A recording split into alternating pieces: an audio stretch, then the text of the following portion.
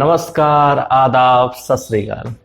Good morning मेरे प्यारे दोस्तों, मैं आपका होस्ट एंड दोस्त अंकित आप सभी का सरप्राइज ऑनलाइन लर्निंग सेंटर पर वेलकम करता हूं। तो आप लोग हेडिंग देख ही रहे हैं कि आप आज हम लोग पढ़ेंगे करंट डेंसिटी और ओम्स लॉ के बारे में। तो कल की जो वीडियो थी जिसमें हम लोगों ने पढ़ा था करंट, इलेक्ट्रिक करंट के बारे में देखा था और ड्रिफ्ट वेलोसिटी, रिलैक्सेशन टाइम और मीन पाथ वैल्यू के बारे में हम लोगों ने देखा था। तो आई होप वो चीज़ें समझ में आई होंगी आपको।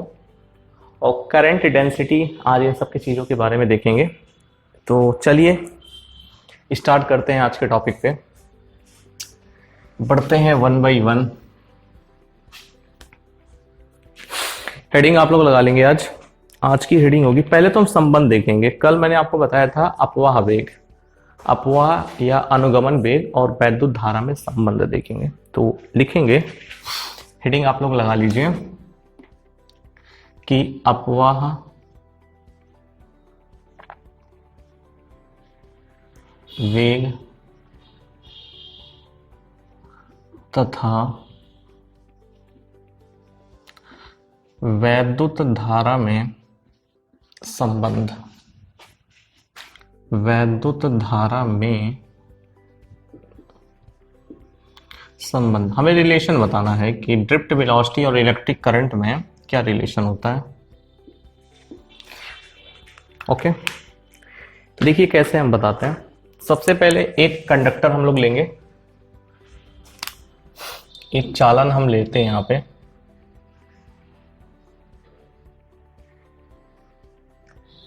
एक कोई कंडक्टर है, चालक है। साथ में आप लोग भी ड्रॉ करिए, चालक है।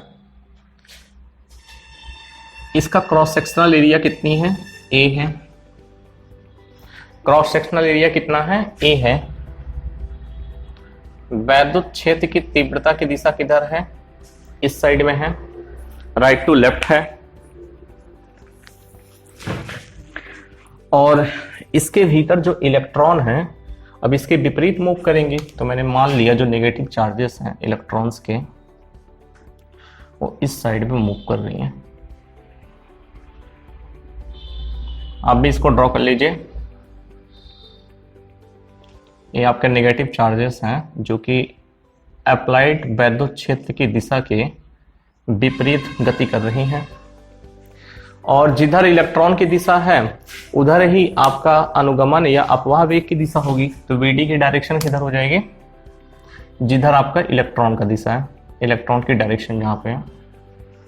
ओके, अब आप देखिए यहां पे, कल मैंने एक बात आपको बताया था कि वैद्युत धारा की अगर परिभाषा अगर आपसे पूछा जाए तो मैंने कहा था कि मुक्त आवेशों के प्रवाह की दर को हम वैद्युत धारा कहते हैं। तो आज आप देख रहे हैं कि मुक्त आवेश कौन कौन से हैं, आपके इलेक्ट्रॉन्स वगैरह हैं जो कि मुक्त हैं, फ्री हैं। अब इनके प्रवाह की जो दर होगी वही मेरी इलेक्ट्रिक करंट होगी। तो यहाँ पे कैसे लिखेंगे? तो हम लिखते हैं यहाँ पे, क्योंकि संबंध बताना है। वी नो दैट, हम जानते हैं, हम क्या जानते हैं? I बराबर कितना होता है? Q upon T। इसको समीकरण आप एक ले लीजिए। ये मैंने कल आपको परिभाषा भी बताई थी कि जो वैद्युत धारा होती है वो मुक्त आवेश के प्रवाह की दर होती है। Rate of flow of free electrons या free charges is known as the electric current.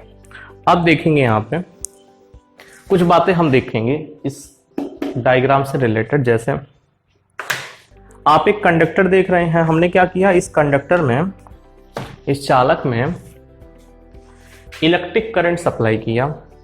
इसमें जब फील्ड अप्लाई करते हैं, पोटेंशियल अप्लाई किया, तो फील्ड की डायरेक्शन किधर है? इस साइड में है। इलेक्ट्रॉन्स आपके इधर मूव कर रही हैं। मैंने कहा इलेक्ट्रॉनों की संख्या कितनी है? अगर मैंने इलेक्ट्रॉनों की संख्या स्मॉल n ले लिया, number of electrons is equal to small n। Cross sectional area कितनी है आपकी? A है। फील्ड कितना है? E है। और जो अपवाह वेग है, मतलब ड्रिफ्ट वेलोसिटी है, वो आपकी कितनी है? Vd है। इतनी बात आपको समझ में आ रही है। अब देखिए हम कैसे इनके बीच में एक रिलेशन फाइंड आउट करते हैं। सबसे पहले मैं पता करूंगा कि 1 सेकंड में क्या 1 सेकंड में इस ड्रिफ्ट वेलोसिटी से, इस अपवाह वेग से क्रॉस सेक्शनल एरिया ए से गुजरने वाले इलेक्ट्रॉनों की संख्या कितनी है। मेरी बात आप समझ रहे हैं? मैंने क्या बताया आपको कि कितने इलेक्ट्रॉन 1 सेकंड में इस ड्रिफ्ट वेलोसिटी से, इस क्रॉस सेक्शनल एरिया से कितने इलेक्ट्रॉन आपके गुजर रहे हैं। तो हम देखेंगे 1 सेकंड में जब निकल जाएगा तो हम t सेकंड में निकाल लेंगे, और 1 इलेक्ट्रॉन पर आवेश E होता है तो सारे पे देख लेंगे तो आपकी धारा निकल जाएगी। तो उसके लिए क्या करते हैं, देखिए यहाँ पे ध्यान से देखेंगे हम लोग। माना कि एक बात लिखेंगे, कुछ हम एज्यूम करते हैं, लिखेंगे यहाँ पे माना कि परिच्छेद का क्षेत्रफल, माना कि परिच्छेद का क्षेत्रफल कैपिटल A इलेक्ट्रॉनों की संख्या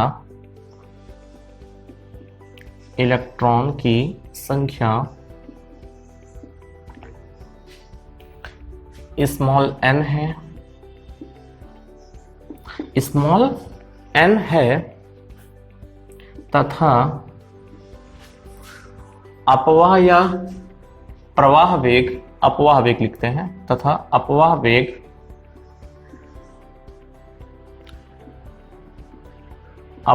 वेग Vd है। तब इतनी बात समझ में आई। देखिए हमने क्या माना कि परिच्छेद का क्षेत्रफल मतलब एरिया ऑफ क्रॉस सेक्शनल कितना है, a है। नंबर ऑफ इलेक्ट्रॉन्स, इलेक्ट्रॉनों की जो संख्या है उसको मैंने स्मॉल n ले लिया, और आपकी जो ड्रिफ्ट वेलोसिटी अपवाह वेग है दैट विल बी Vd। अब हम 1 सेकंड में निकालेंगे कि इस कंडक्टर से कितने इलेक्ट्रॉन आपके गुजर रहे हैं, कितने इलेक्ट्रॉन पास कर रहे हैं। तो यहां लिखेंगे तब 1 सेकंड में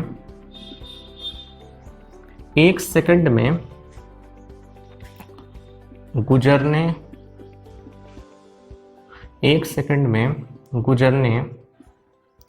वाले इलेक्ट्रॉनों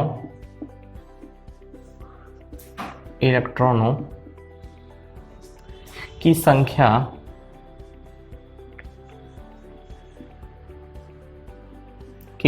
संख्या कितनी हो जाएगी। तो यहां पे हो जाएगा NVDA। अगर मैं आपसे पूछूं कि t सेकंड में कितना होगा तो NVDT हो जाएगा। फिर t सेकंड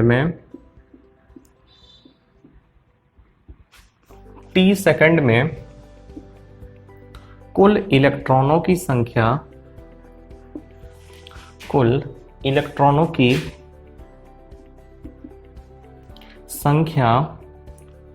कितनी हो जाएगी, number of total electrons in t second is equal to the, किसके बराबर हो जाएगा यहां पे,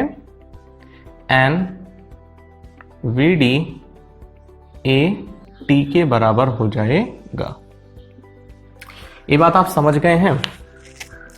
इतनी बात आपको समझ में आ रही है? तो बताइए, अगर मैं पूछूं कि t सेकंड में नंबर ऑफ इलेक्ट्रॉन्स आपके कितने होंगे तो NVDAT हो जाएगा। ये बात समझ में आ गई है? अब आप देखिए, आपको पता है कि एक इलेक्ट्रॉन पर जो चार्ज है अगर मैं E मान लूं तो टोटल पे कितना हो जाएगा, हम इसको E से मल्टीप्लाई कर देंगे। ओके, तो यहां पे लिखेंगे इसके आगे आप लिखिए कि एक इलेक्ट्रॉन पर आवेश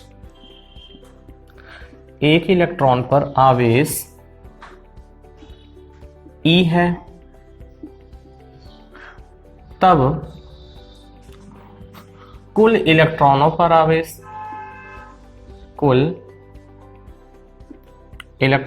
पर आवेश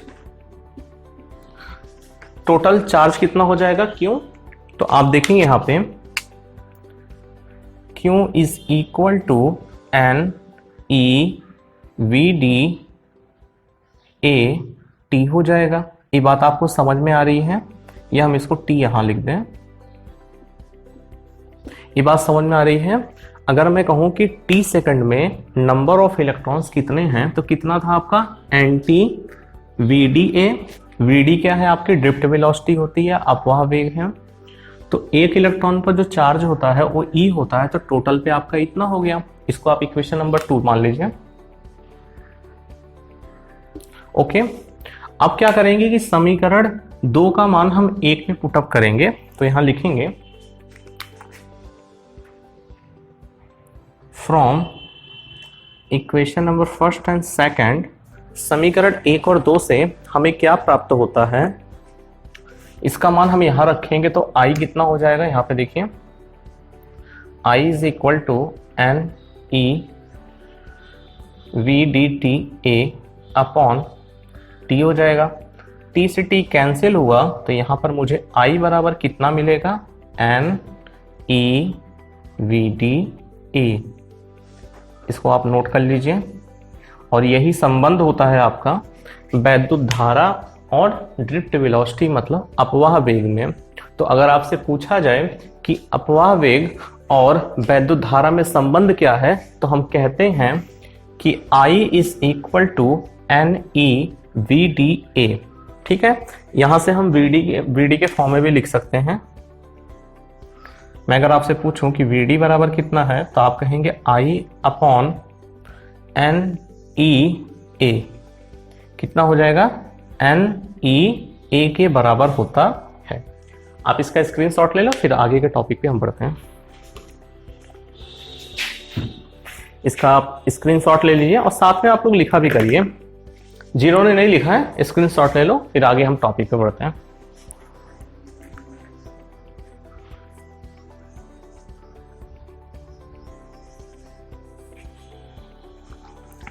ओके,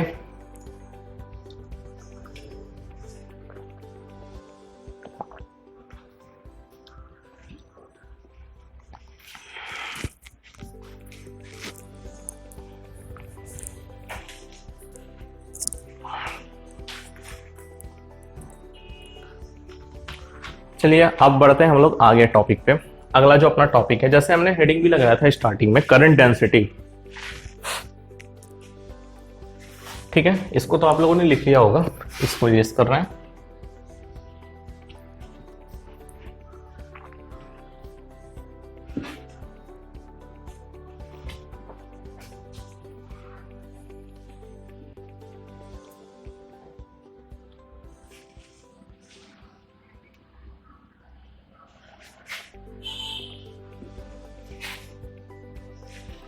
चलिए आप लोग हेडिंग लगा लीजिए।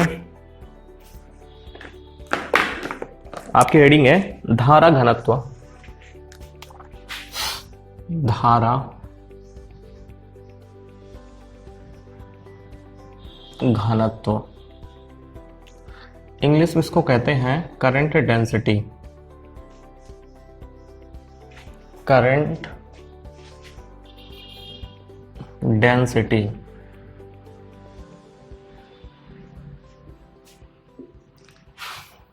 ओके, कुछ बातें सीख लेते हैं यहाँ पे। देखिए, यह एक, सबसे पहले जान लेते हैं, यहीं पे बता दे रहे हैं आपको, यह कैसी राशि है, सदिश राशि है। सारी बातें आप लोग लिखेंगे। राशि कैसी है, सदिश राशि है। इसको दर्शाते किससे हैं, वेक्टर जे से। ये तो बातें आप लोग सीख गए यहाँ पे। अगर आपसे पूछा जाए कि करंट डेंसिटी जो है, धारा घनत्व तो किस प्रकार की राशि है, तो आप क्या कहेंगे कि सदिश राशि होती है। दर्शाते किससे, रिप्रेजेंटेशन कैसे करेंगे, वेक्टर जे से करते हैं। ये बात समझ में आई। अब इसको डिफाइन कैसे करेंगे, देखिए यहाँ पे अगर आपसे परिभाषित करने को कहा जाए, देखिए कोई आप एक सरफेस लीजिए, सतह लीजिए, इसकी एरिया कितनी है, ए है। अगर इस सतह के लंबवत आपका करंट बहे, इस सतह के कैसे होना चाहिए, लंबवत 90 डिग्री पे। मैंने क्या बताया, इसको परिभाषित कैसे करेंगे कि जब किसी सतह की लंबवत धारा प्रवाहित करे तो ऐसे कर सकते हैं कि प्रति एकांकफल या प्रति एकांकी क्षेत्रफल से या प्रति एकांकी लंबवत क्षेत्रफल से गुजरने वाली धारा को क्या कहते हैं हम लोग, करंट डेंसिटी कहते हैं। तो करंट डेंसिटी जो J है, J बराबर किसके हो जाएगा, I/A के होगा। कहने का मतलब है कि प्रति एकांक क्षेत्रफल के लंबवत गुजरने वाली वैद्युत धारा को धारा घनत्व कहते हैं। इंग्लिश में कैसे डिफाइन करेंगे, current density may be defined as the amount of current flowing per unit area, such quantity is known as the current density. ये बात समझ में आ गई है। कैसे बताया मैंने आपको कि प्रति एकांक क्षेत्रफल से, कोई एकांक क्षेत्रफल है सरफेस से लंबवत करंट आपकी फ्लो करे, इस क्षेत्रफल से लंबवत अगर आपकी धारा प्रवाहित हो रही है तो उस राशि को, उस घनत्व को परिभाषित करने के लिए एक फिजिकल क्वांटिटी होती है, जिसको फिजिकल क्वांटिटी को हम क्या कहते हैं, करंट डेंसिटी कहते हैं। ओके, धारा घनत्व कहेंगे। तो इसको एक्सप्लेन कैसे करते हैं, देखिए यहाँ पे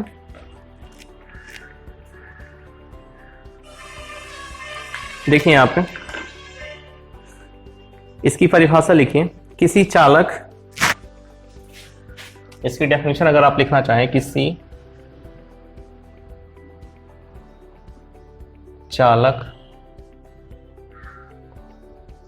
चालक के किसी बिंदु पर या के किसी बिंदु के किसी बिंदु के प्रति एकांक क्षेत्रफल, प्रति एकांक क्षेत्रफल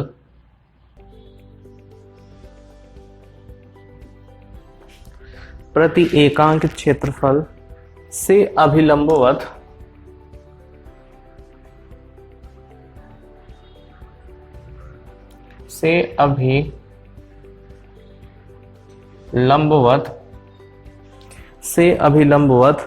गुजरने वाली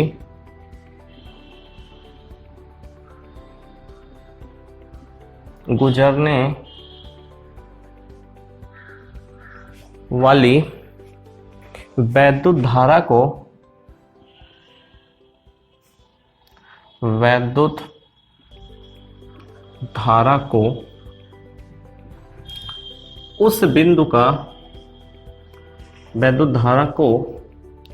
उस बिंदु का धारा घनत्व कहते हैं। धारा घनत्व कहते हैं। क्या कहते हैं, धारा घनत्व कहते हैं। और मैंने आपको क्या बताया था कि इसको रिप्रेजेंटेशन कैसे करते हैं, प्रदर्शित कैसे करेंगे, J से। तो J बराबर कितना हो जाएगा, यहां से वेक्टर J बराबर I/A। J बराबर कितना हो जाएगा, I/A। इसकी यूनिट अगर आपसे पूछी जाए मात्रक, तो मात्रक कैसे लिखेंगे, यूनिट मात्रक कैसे हो जाएगा इसका, I से एम्पियर, A से आपका मीटर स्क्वायर। तो क्या हो जाएगा यहां से, एम्पियर पर मीटर स्क्वायर। क्या हो जाएगा मात्रक यहां से, ampere per metre square. Okay, screenshot ले लो आप इसका स्क्रीनशॉट आप लोगों ने ले लिया होगा। अब बढ़ते हैं। अब देखिए यहाँ पे कभी कभी इसके रिलेशन एक पूछता है एग्जाम में। कैसा रिलेशन है कि धारा घनत्व और ड्रिफ्ट वेलोसिटी में क्या रिलेशन है। तो पहले इसको लिख लिया आप लोगों ने ना। चलिए हम रिलेशन को जानते हैं।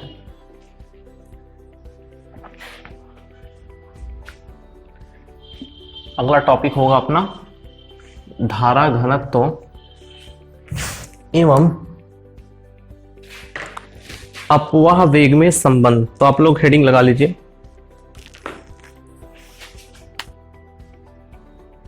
धारा घनत्व एवं अपवाह वेग में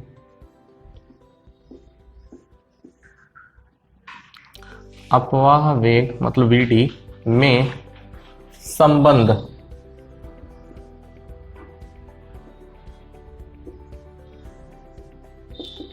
relation between current density and drift velocity. Okay,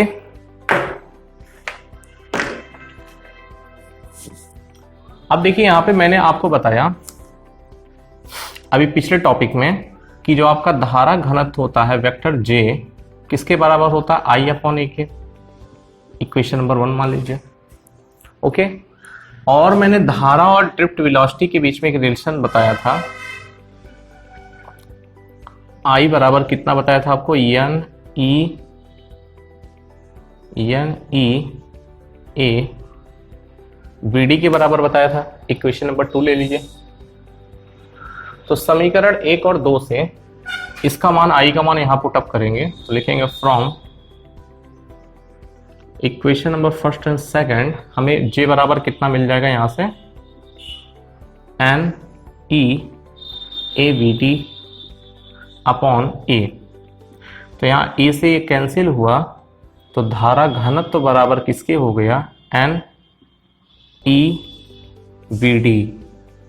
किसके बराबर होता है, अगर आपसे पूछा जाए कि धारा घनत्व और अपवाह वेग में क्या संबंध होता है, अनुगमन वेग में संबंध क्या है, तो कहेंगे जे बराबर एन ई वी डी होता है। तो ये हम इसको ऐसे भी लिख सकते हैं, या वी डी बराबर कितना हो जाएगा, vector J upon N E होता है। वेक्टर जे अपॉन कितना हो जाएगा, एन ई होगा। ओके, एन ई होता है, यही रिलेशन होता है। आप इसको भी स्क्रीनशॉट ले लें आप।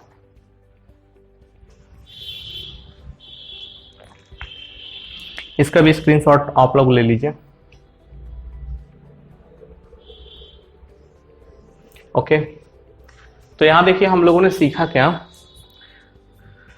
आज के टॉपिक में। हम लोगों ने देखा सबसे पहले कि अपवाह वेग और धारा के बीच में संबंध हम लोगों ने देखा, फिर धारा घनत्व देखा, फिर धारा घनत्व और अपवाह वेग में हम लोग रिलेशन देखे। तो अगला टॉपिक क्या है तो देखते हैं उसको। आप लोग हेडिंग लगा लीजिए, गतिशीलता।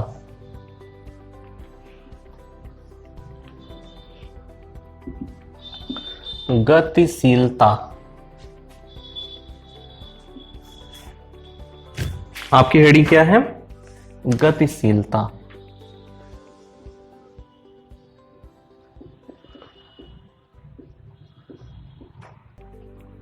इसको इंग्लिश में हम लोग मोबिलिटी कहते हैं।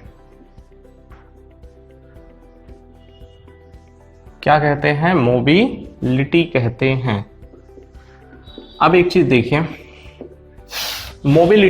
मोबिलिटी वर्ड जो बना है आपको मोबाइल से बना हुआ है। मोबाइल का मतलब क्या होता है, जो चीज चलायमान हो, चलने योग्य हो। देखिए बहुत पहले हुआ क्या करता था, टेलीफोन होता था, तो टेलीफोन को हम अपने पॉकेट में लेके कहीं नहीं भटक सकते थे, वो चलायमान नहीं था, वो नॉन मोबाइल था। मोबाइल का मतलब क्या होता है कि जो चीज चलने योग्य हो, मूवमेंट से रिलेटेड होता है मोबाइल का मतलब। ठीक है, तो उसी तरीके से आपकी मोबिलिटी का मतलब क्या हो जाएगी, गतिशीलता। जो चीज गतिशील होती है उसको मोबाइल कहते हैं। ये बात ध्यान आप लोग रखिएगा इंग्लिश में। मोबाइल का मतलब क्या है, दैट कैन बी मूवेबल। जो चीज मूवेबल हो मतलब चलने योग्य हो, उसको क्या बोलते हैं, मोबाइल। मोबाइल का मतलब क्या होता है, गतिशील। और उसी का अगर हम संज्ञा बना दें, अब्स्ट्रैक्ट नाउन बना दें, तो उसका क्या हो जाएगा, मोबिलिटी, जिसको हम गतिशीलता कहते हैं। ये तो रही बात शब्द के बारे में। आज इसको समझते हैं कि मोबिलिटी हम कैसे जानेंगे, किस प्रकार से इसको लेंगे। तो देखिए यहाँ पे दर्शाते किससे हैं मोबिलिटी को, इसको देखिए पहले। इसको म्यू से हम दर्शाते हैं। इसका दर्शाने का जो चिन्ह है वो क्या है, म्यू। राशि कैसी है, अदिश राशि है। राशि कैसी है? अदिश राशि है। तो मोबिलिटी के बारे में हम लोगों ने सबसे पहले इसके शब्द के बारे में देखा कि इसका जो शब्द है मोबिलिटी मीन्स गतिशीलता, ये शब्द किससे बना हुआ है? मोबाइल से। मोबाइल का मतलब ही होता है, जो आप मोबाइल यूज करते हैं, जिसमें आप लोग मेरी वीडियो देख रहे हो, उस मोबाइल का मतलब ही है गतिशील। गतिशील का मतलब जो चीज गति कर सके, the substance that can be movable is known as the mobile. और उसके इस गुण को हम क्या कहते हैं? गतिशीलता कहते हैं। और इंग्लिश में कहलाता क्या है? मोबिलिटी कहलाता है। फिजिक्स में जो मोबिलिटी हम पढ़ते हैं उसको दर्शाने के लिए एक चिन्ह का प्रयोग करते हैं। वो चिन्ह क्या है? अपना म्यू है। क्या पढ़ेंगे इसको? म्यू। म्यू से दर्शाते हैं किसको? गतिशीलता को। कैसी राशि है? अदिश राशि है। कहने का मतलब है स्केलर क्वांटिटी है। ये दो बातें आपको समझ में आ गई है? हाँ। अब चलिए आते हैं इसकी परिभाषा पे, कैसे हम डिफाइन करेंगे। देखिए इसको डिफाइन करते कैसे हैं, अगर मैथमेटिकली अगर आपसे पूछा जाए तो म्यू बराबर जो होता है आपका वीडी अपॉन ई होता है। वीडी क्या है? आपका ड्रिफ्ट वेलोसिटी होती है। और ई क्या है? वैद्युत क्षेत्र की तीव्रता। तो वैद्युत क्षेत्र की तीव्रता तथा आपकी ड्रिफ्ट वेलोसिटी अपवाह वेग तथा वैद्युत क्षेत्र की तीव्रता का जो अनुपात होता है, जो रेशियो होता है, वही क्या कहलाएगी? आपकी मोबिलिटी या गतिशीलता कहते हैं हम लोग। ठीक है, तो कैसे इसको हम लोग डिफाइन करते हैं तो देखेंगे यहाँ पे। इसकी पहले डेफिनेशन लिखते हैं। तो डेफिनेशन क्या है कि किसी आवेश वाहक, आप लोग भी लिखेंगे साथ में, सब लोग डेफिनेशन लिखिए पहले। किसी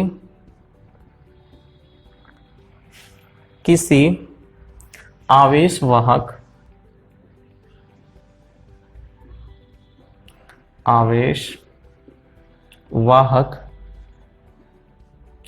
की गतिशीलता, आवेश वाहक की गतिशीलता वह अपवाह वेग है, वह अपवाह वेग है जो अपवाह वेग है जो उसके द्वारा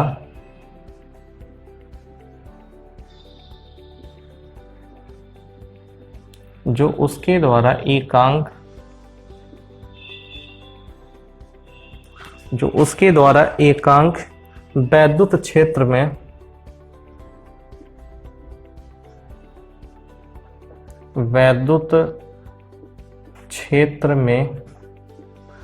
पाया जाता है।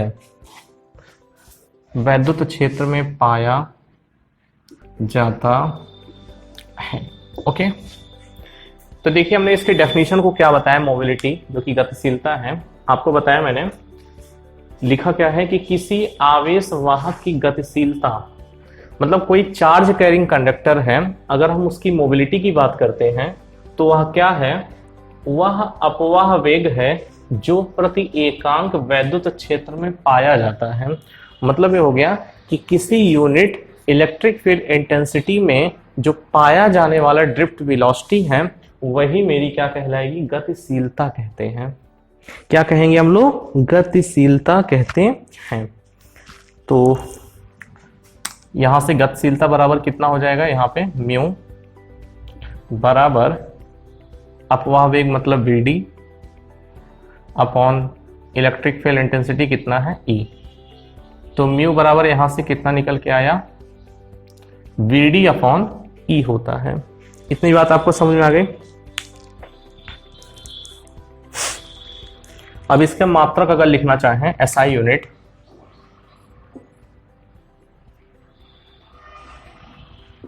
इसके एसआई यूनिट को हम लोग लिख लेते हैं यहाँ पे। एसआई यूनिट लिखेंगे मीटर स्क्वायर वोल्ट सेकंड। कितना होता है? मीटर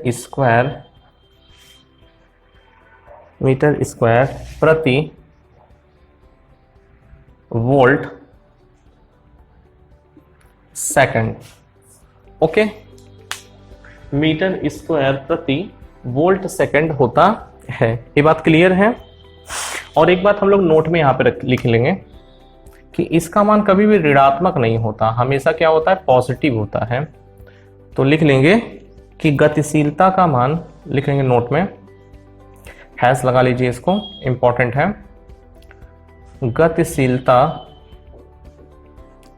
गतिशीलता या यूं कहें म्यू का मान कभी ऋणात्मक नहीं होता है या हमेशा सदैव धनात्मक होता है, ऐसे भी लिख लीजिए, सदैव धनात्मक होता है। सदैव कैसा होता है, धनात्मक होता है।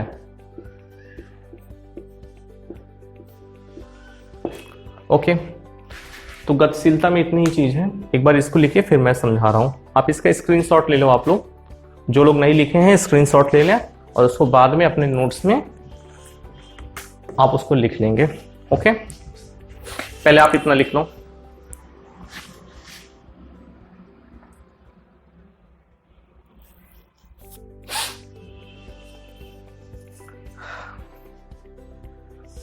इसका स्क्रीनशॉट ले लो आप लोग अच्छे से।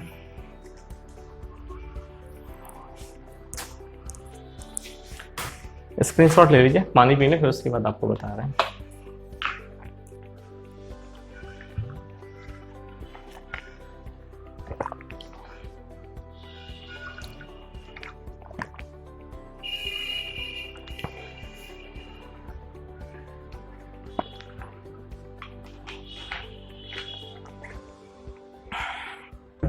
ओके, देखिए यहाँ पे मैं जितनी भी चीजों को आपको बता रहा हूँ यहाँ पे, सारी की सारी चीजें आपके बोर्ड एग्जाम से प्रोस्पेक्टिव हैं, जिनको बोर्ड में आने की फुली संभावना है। और आप ये चीजों जानो, क्योंकि आप अगर पेपर पलट के देखेंगे टॉप 5 ईयर के, तो ये सब चीजें सारी आई हुई हैं।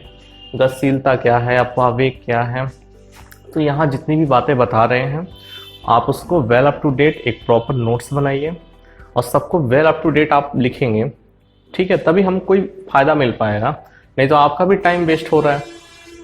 तो टाइम वेस्ट नहीं करेंगे हम लोग, टाइम यूटिलाइज करेंगे। और सभी बच्चे जो वीडियो देख रहे हैं, सब लोग अच्छे से टेबल पे बैठ के, एक आप चेयर पे बैठो, सामने टेबल होना चाहिए, नोटबुक, आपके पास पेन हो, और एक जितनी भी बातें बता रहे हैं आप उसको प्रॉपर वे में लिखें, ठीक है।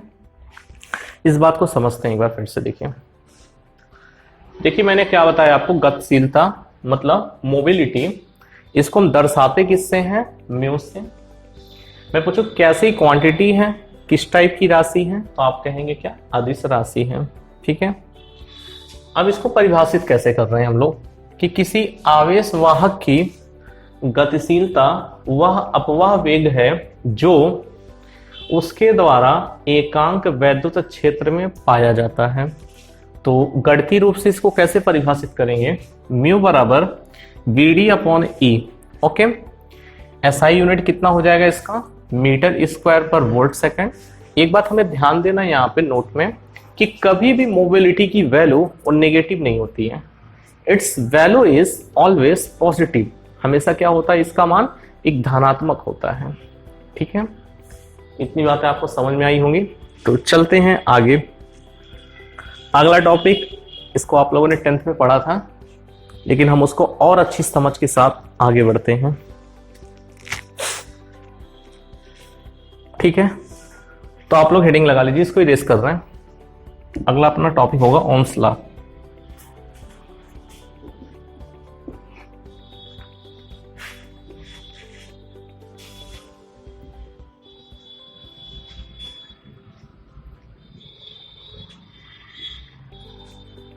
सब लोग हेडिंग लगा लीजिए, ओम का नियम। क्या नाम है, ओम का नियम। इंग्लिश में कहते हैं ओम्स लॉ। इंग्लिश में कैसे समझ बनाएंगे, ओम्स लॉ।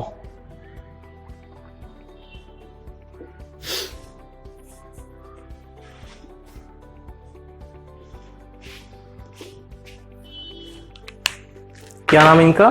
Ohm's law. ठीक है, ये लॉ से आप लोग परिचित होंगे, क्लास 10th में आप लोग फिजिक्स में इसके बारे में पढ़े होंगे। ओम्स लॉ, जहाँ पे हम लोग रेसिस्टर निकालते थे, प्रतिरोध, कुछ ऐसा ही यहाँ पर भी वही चीज़ है थोड़ा सा, लेकिन हम अपनी समझ और अच्छा बनाएंगे यहाँ पे और चीज़ों को इन डिटेल में भी जानेंगे। तो यहाँ पे नाम क्या है? ओम। ओम क्या है यहाँ पे बताइए? इसका नाम ओम क्यों पड़ा? क्योंकि एक साइंटिस्ट थे जिनका नाम था जॉर्ज साइमन ओम, और उन्होंने इस नियम को दिया था, इसलिए इसका नाम ओम है। तो वैज्ञानिक का नाम क्या है? जॉर्ज साइमन ओम। किस वैज्ञानिक के नाम पे पड़ा है? जो साइंटिस्ट थे, साइंटिस्ट, उनका नाम क्या था? उनका नाम था जॉर्ज साइमन ओम। तो जॉर्ज साइमन ओम के नाम से ही आपका ओम का नियम बना है। ओके, इतनी बात क्लियर हो गई? अब देखिए नियम कैसे है, कैसे हम चीजों को माने। देखिए ये नियम क्या कहता है, एक बार पहले हम डायग्राम बनाते हैं। पहले सबसे पहले एक कंडक्टर लेंगे,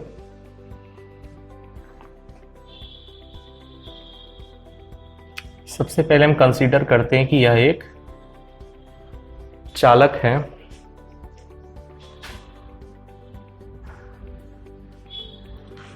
और इस चालक को एक वायर से कनेक्ट कर देते हैं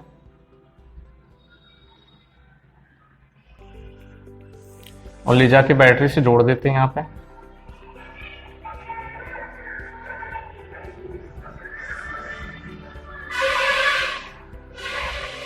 मैं पूछूं ये क्या है, तो आप कहेंगे बैटरी है। ठीक है, अब बैटरी का पॉजिटिव टर्मिनल है, नेगेटिव है, तो पॉजिटिव टर्मिनल से आपकी करंट निकलेगी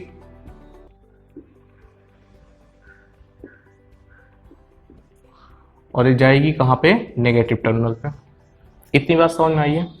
और इस बैटरी का जो पोटेंशियल है, यहाँ पे कितना पोटेंशियल अप्लाई हमने किया है? वो V है, माने बैटरी की जो विभव हो कितनी है? V है।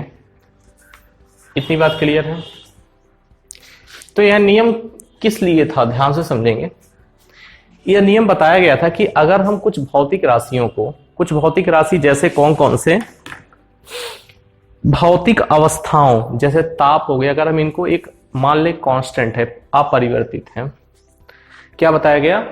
मतलब जॉर्ज साइमन ओम ने बताया कि यदि भौतिक अवस्थाएं अपरिवर्तनशील हो, भौतिक अवस्थाएं मतलब जैसे तापमान जो है कांस्टेंट हो, दाब का मान परिवर्तित ना हो, एटमॉस्फेरिक जो दाब होती है, पर्यावरणीय दाब, ये चीज क्या हो? कांस्टेंट हो। कहने का मतलब है कि यदि भौतिक राशियां, या हम कहें कि यदि भौतिक अवस्था अपरिवर्तनशील हो, तब क्या होती है? चालक के भीतर जो बहने वाली धारा है, कितनी? यहाँ पे धारा आपकी जो I है वो अनुक्रमानुपाती होती है, वो निर्भर करती है कि बैटरी का विभव कितना है। या और अच्छे से समझें कि जैसे आप एक कंसीडर करो कि आपका कोई चालक है, ये क्या है? आपका चालक है। अब इसके दोनों सिरों पर मैंने विभव लगाया हुआ है, इनके दोनों सिरों पर जो विभवांतर है वो क्या है? V है। बात समझ में आ रही है? तो इनके सिरों पर लगाया गया जो विभवांतर V है वो धारा के अनुक्रमानुपाती होता है। या यूं कहें जो धारा है वो V के अनुक्रमानुपाती होती है। लेकिन एक बात हमें ध्यान देना होता है कि जो भौतिक अवस्थाएं हैं उनको हम कांस्टेंट मान लें। जो फिजिकल कांस्टेंट हैं, जो फिजिकल चीजें हैं, जैसे आपके एटमॉस्फेयर हो गया, एटमॉस्फेरिक प्रेशर हो गया, या टेम्परेचर हो गया, हम उनको अगर कांस्टेंट माने तो इस चालक के भीतर बहने वाली जो धारा है वो इसके दोनों सिरों पर लगाए गए विभव के अनुक्रमानुपाती होता है। ऐसा किसने बताया था? साइंटिस्ट जॉर्ज साइमन ने। और यही नियम बना जो क्या कहलाता है? ओम का नियम। ये बात समझ में आ गई कि नहीं? बस सिंपली हमें समझना है कि V directly proportional to I है, लेकिन बात ध्यान देने योग्य है कि भौतिक अवस्थाएं अपरिवर्तनशील हों। भौतिक अवस्थाओं से क्या तात्पर्य है? कि जैसे आपका टेम्परेचर, तापमान न परिवर्तित हो, पर्यावरणीय दाब एटमॉस्फेरिक प्रेशर न चेंज हो। तो ये सब छोटी छोटी चीजें हैं जो भौतिक अवस्थाओं से संबंधित हैं, ये अपरिवर्तनशील होने चाहिए। अगर ऐसा है तब V directly proportional to I होगा। करेक्ट। तो कैसे लिखेंगे, इसका स्टेटमेंट लिखते हैं, क्या कहता है। आप इसको लिखेंगे, ओम का नियम क्या कहता है, यदि भौतिक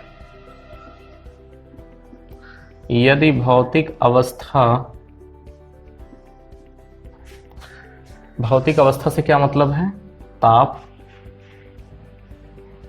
तथा दाब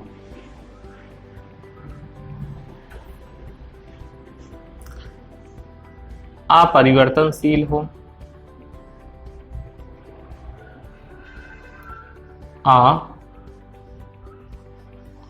अपरिवर्तनशील हो,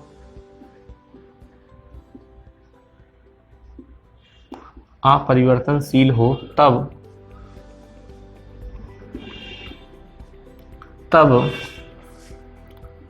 चालक में बहने वाली धारा, चालक में बहने वाली धारा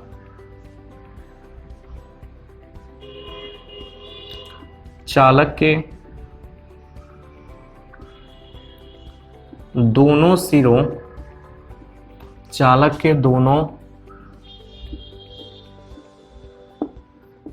दोनों सिरों पर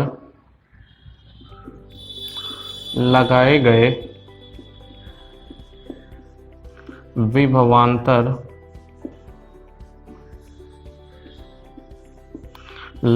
विभवांतर के अनुक्रमानुपाती होता है, अनुक्रमानुपाती होता है। अब इसको कैसे मैथमेटिकली लिखेंगे, मैंने क्या कहा, V directly proportional to I है। कब, जब हम भौतिक अवस्थाएं जैसे ताप व दाब को क्या मान लें, कांस्टेंट मान लें। When the physical quantities like the pressure and the temperature remains constant, then the amount of current that flowing in the conductor is directly proportional to the potential difference that applied on the end of the conductor। मतलब कैसे, देखिए यहाँ पे, अब इसको mathematically कैसे लिखेंगे, इसका मतलब क्या है, that is V directly proportional to I है। कितना निकल के आया, V अनुक्रमानुपाती किसके हैं, I है। तो इसका मतलब क्या है कि V बराबर, अब आपको पता है कि जब हम अनुक्रमानुपाती का चिन्ह हटाते हैं तो बराबर का साइन लाएंगे, तो उसके एवज में हमें कांस्टेंट लाना पड़ता है। तो हमने कांस्टेंट क्या लेकर के आ गया, R। यहां पे लिखेंगे जहां कैपिटल R एक नियतांक है,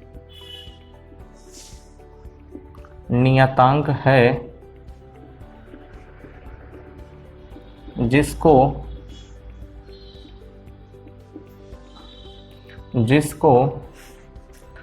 चालक का प्रतिरोध कहते हैं, जिसको चालक का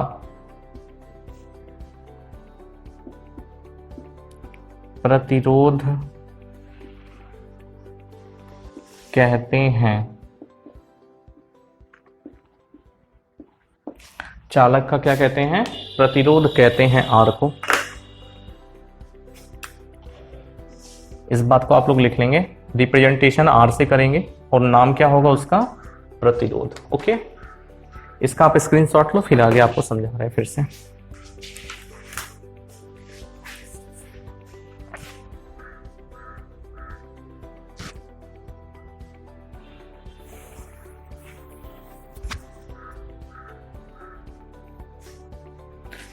इसका स्क्रीनशॉट ले लेंगे आप लोग।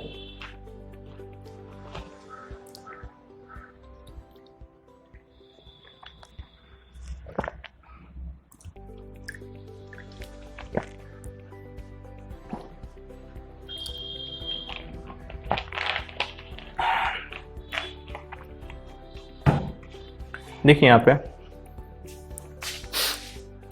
आप लोग का जो हेडिंग है, क्या नाम है इसका, ओम का नियम है। एक बार फिर से हम इसको समझेंगे। आप लोगों ने इसका स्क्रीनशॉट ले लिया होगा जिन्होंने नहीं लिखा है, तो समझते हैं। देखिए कैसे, आपके सामने एक डायग्राम है। यहाँ पे दाहिने साइड में आप देखेंगे डायग्राम है। इस डायग्राम को अगर आप ध्यान से समझो तो आपके पास क्या है, कंडक्टर है, चालक है। अब इस चालक को मैंने क्या किया, वायर से बैटरी से जोड़ दिया है। ओके, अब इस बैटरी की पोटेंशियल कितनी है, विभव कितना है, V है।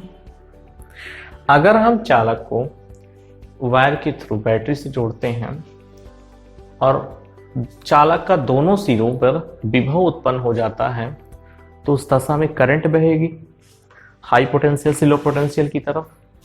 तो आपकी करंट जो फ्लो कर रही है वो I है। अब इस चीज को देख के एक साइंटिस्ट थे जिन्होंने ओम का नियम दिया था, जिनका नाम क्या है, जॉर्ज साइमन ओम। जॉर्ज साइमन ओम ने क्या बताया, उन्होंने कहा कि जितनी भी भौतिक अवस्थाएं हैं, फिजिकल क्वांटिटीज हैं, फिजिकल सिचुएशंस हैं। फिजिकल सिचुएशन से मतलब क्या है कि जैसे आपके प्रेशर हो गया, एटमॉस्फेरिक प्रेशर या टेम्परेचर, रिफ्रैक्टिव इंडेक्स, स्ट्रेस, ये सब जो अवस्थाएं हैं, भौतिक राशियां हैं, अगर हम इनको नियत मान लें, नियत से मतलब है कि टेम्परेचर जैसे अपना चेंज नहीं हो रहा है, एटमॉस्फेरिक प्रेशर क्या है आपके कांस्टेंट है, तो उस दशा में क्या होगा, उस दशा में इन्होंने क्या डेफिनेशन दिया, एक नियम दिया, डेफिनेशन नहीं कहेंगे, नियम दिया, लॉ दिया, जिसको ओम्स लॉ कहते हैं। क्या बताया, यदि भौतिक अवस्था जैसे आपके ताप एवं दाब हो गए, अगर ये अपरिवर्तनशील हो, मतलब ये चेंज नहीं हो रही हैं, तब चालक में बहने वाली धारा जो कि आपकी I है, चालक के दोनों सिरों पर लगाए गए विभवांतर कितना है, V है, के अनुक्रमानुपाती होता है। इस स्टेटमेंट को अगर मैथमेटिकली लिखें तो किसके बराबर हो जाएगा, दैट इज V अनुक्रमानुपाती I होता है। V अनुक्रमानुपाती कितना होता है, I। तो आपको पता है कि जब कभी भी हम अनुक्रमानुपाती चिन्ह को हटा के बराबर साइन लाएंगे तो उसके एवज में एक कांस्टेंट लाना पड़ता है। तो कांस्टेंट R है, V बराबर कितना हो गया, IR, जहां R एक नियतांक है जिसको चालक का प्रतिरोध कहते हैं। ये टॉपिक आपका यहाँ पे समाप्त होता है। तो आप लोग के लिए यही है कि भाई देखिए, आप बाकी दो चैप्टर्स में आप लोगों ने नोट्स प्रिपेयर कर ही रहे होंगे। चैप्टर नंबर 3 में भी बिल्कुल अच्छे से एक नोट्स बनाइए, 1 by 1 सारे टॉपिक्स को लिखिए। चैप्टर जैसे ही एंड होगा उसके बाद हम लोग न्यूमेरिकल पे डिस्कशन करेंगे, जिसमें हम एनसीईआरटी न्यूमेरिकल डिस्कशन करते हैं। उसके बाद एनसीईआरटी भी होता है, और आपके यूपी बोर्ड या जो बोर्ड में आपके प्रीवियस ईयर के जो क्वेश्चंस हैं उनको भी डिस्कस करते हैं, और साथ में जो क्वेश्चंस आ सकते हैं। तो मेरा जो अपना पॉइंट ऑफ व्यू होता है खासकर न्यूमेरिकल्स के लिए, वो हम यही करते हैं कि जो पिछले साल के जो न्यूमेरिकल्स हैं या आने वाले एनसीईआरटी, इन तीनों चीज़ों को लेकर के चलें, ठीक है। और अगर आप बुक को प्रेस्क्राइब करना चाहते हो, बुक पढ़ना चाहते हैं, तो मेरी तरफ से 2 बुक हैं, 3 तो मैं कहता हूँ, लेकिन एनसीईआरटी आप उसको एज अ रीड ही करिए। ओके, वहाँ से आप नोट्स प्रिपेयर कराने के लिए अकॉर्डिंग टू माई ओपिनियन वो ज़्यादा ठीक नहीं है, ठीक है। वो सिलेबस प्रोवाइड करने के लिए होता है, बशर्ते अगर आप पढ़ना चाहते हैं। फिलहाल यहाँ पे तो हम मटेरियल देते हैं पूरा, फिर भी अगर आपको लगता है कि नहीं आपको बुक की ज़रूरत है, तो 2 बुक्स मैं आपको प्रेस्क्राइब करता हूँ, बालाजी और नगीन। जो भी चैप्टर यहाँ पे पढ़ाया जा रहा है उसको वेल अप टू डेट आप चाहो तो उसको रीड कर लीजिए। फिलहाल मैं यहाँ पे जितनी भी बातें बता रहा हूँ आपको सारी बातें वहाँ पे मिल जाएंगी, ठीक है। और न्यूमेरिकल्स आप लोग जो वहाँ पे अनसॉल्व वगैरह होती हैं उनको आप लगाते रहिए, ठीक, एक समझ बनती रहती है। न्यूमेरिकल्स ज़रूरी है, और पढ़ाई का जो स्टैंडर्ड आप लोग रखिए, कम से कम फिजिक्स जो है मेरे हिसाब से, अगर आप एक आइडियल अगर आपसे पूछा जाए कि सर हम कक्षा 12 में हैं, कितना घंटे पढ़ना चाहिए, तो मेरा मानना है कि आप जिस क्लास में हो उसका आधा पढ़िए। 12 में है 6 घंटा पढ़िए, मतलब एटलीस्ट कम से कम 6 से कम कर रहे हैं तब दिक्कत है, तब प्रॉब्लम होगी आपको। तो एटलीस्ट आप 6 आवर पढ़ेंगे तब जाकर के कहीं ना कहीं आप कवर कर पाओगे। क्योंकि अगर आप मैथ के या बायो के स्टूडेंट हैं, साइंस के हैं, तो पीसीएम और पीसीबी के लिए एक प्रॉपर वे देना पड़ता है। अगर आप गणित लिए हैं तो कम से कम 2 घंटे गणित पे आप दीजिए, 2 घंटे फिजिक्स पे दीजिए, कम से कम 1.5 से 2 घंटे आप केमिस्ट्री पर भी दीजिए, तो 6 घंटे आपके ऐसे हो गए। हिंदी इंग्लिश पर भी आपको समय देना है, तो सारी चीज़ों का समन्वय होना चाहिए। तो अगर आपको बोर्ड में एस्पिरेंट आप रखते हो कि नहीं हमें बोर्ड में सर अच्छा करना है, तो आप डेली 8 घंटे के आसपास आप पढ़ाई करिए और सारे विषयों को देखिए। यहाँ तक मैं कह रहा हूँ कि इंग्लिश पर भी आप 1 घंटा दो और हिंदी में भी आधा घंटा दीजिए, ठीक है। तो आज की वीडियो यहीं पे रख रहे हैं, ठीक है। मिलते हैं अगले वीडियो में, तब तक के लिए धन्यवाद, जय हिंद।